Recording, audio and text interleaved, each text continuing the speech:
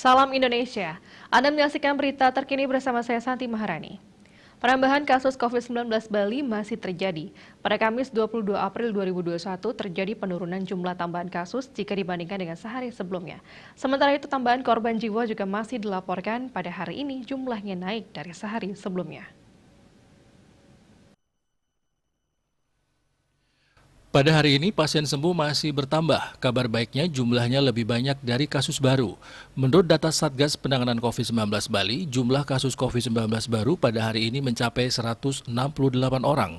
Kumulatif kasus COVID-19 yang ditangani Bali mencapai 43.653 orang.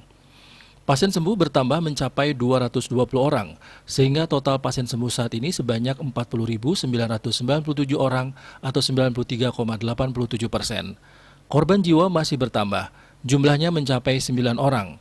Kumulatif korban jiwa COVID-19 mencapai 1.283 orang atau 2,94%.